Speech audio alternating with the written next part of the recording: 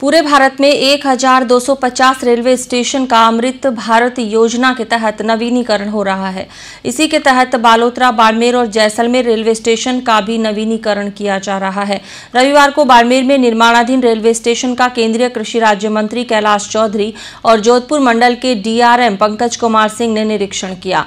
मंत्री एवं डीआरएम ने रेलवे स्टेशन बना रही कंपनी के अधिकारियों से कार्य की प्रगति की समीक्षा कर आवश्यक निर्देश दिए। पूरे भारत में 1250 रेलवे स्टेशनों का अमृत भारत योजना के तहत नवीनीकरण हो रहा है। इसी के तहत बालोतरा, बाड़मेर व जैसलमेर रेलवे स्टेशन का भी नवीनीकरण किया जा रहा है। रविवार को बाड़मेर में निर्माणाधीन रेलवे स्टेशन का केंद्रीय कृषि राज्य मंत्री कैलाश चौधरी व जोधपुर मंडल के डीआरएम पंकज कुमार सिंह ने निरीक्षण किया। मंत्री एवं डीआरएम ने रेलवे स्टेशन बना रही कंपनी के अधिकारियों से कार्य की प्रगति की समीक्षा कर आवश्यक निर्देश दिए।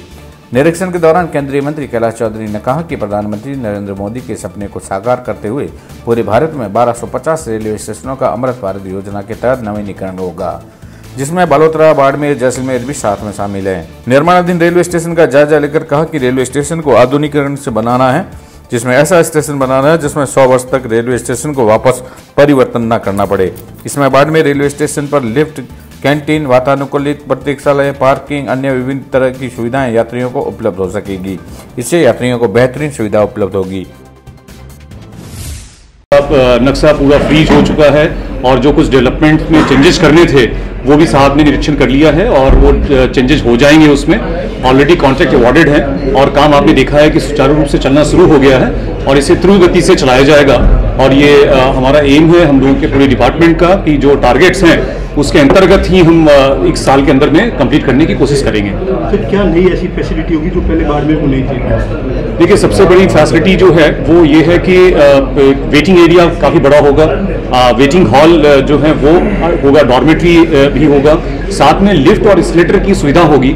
और जो अमृत भारत स्कीम के अंतर्गत एक जो सबसे बड़ी चीज़ है वो है 12 मीटर का एफओबी बनेगा जो दोनों साइड को कनेक्ट करेगा, दोनों प्लेटफॉर्म को, और वो 12 मीटर का एफओबी होगा। उस पर एस्केलेटर होगा, लिफ्ट भी लगा होगा जो यात्रियों की सुविधा के लिए होगा, प्लस उसके ऊपर में कोई भी आम आदमियों के लिए भी अप्रोच होगा। वो उसमें प्लेटफॉर्म टिकट की आवश्यकता नहीं होगी, वो जा सकते हैं, वहाँ की चीज़ों को यूज़ कर सकते हैं। और साथ में एक ये डिफरेंट टाइप की फीलिंग होगी, वर्ल्ड क्लास फीलिंग होगी कि आप प्लेटफॉर्म के ऊपर वेट कर रहे हैं एफओबी के ऊपर में और वहाँ से आप लैंड कर सकते हैं। साथ में आपने इसके अंतर्गत जो स्टेशन पे कोच गाइडेंस सिस्टम है वो होगा, सारा कंप्लीट लगा होगा। अभी भी हमारा लगा हुआ है, लेकिन जिस सिस्टम नहीं लगा हुआ है वो भी लगा होगा। तो यात्रियों को एक वर्ल्ड क्लास फैसिलिटी देने का प्रयास है जो अगले 50 से 100 साल तक के लिए वो वैलिड होगा। एलएचबी कोच जो है वो वर्ल्ड क्लास कोचेस हैं। उन कोचेस में जो कपलिंग की जो फैसिलिटी है वो डिफरेंट है, वो दैट इज सेफ, वो टेलीस्कोपिक डिज़ाइन है जिसमें कि एक तो राइडिंग इंडेक्स अच्छा होगा और in case of any unsafe condition वो एक दूसरे के ऊपर वो कोच चढ़ते नहीं हैं। साथ में इसके अंदर में एंड ऑन जनरेशन होगा जिसमें जनरेटर से उसमें सप्लाई आएगी।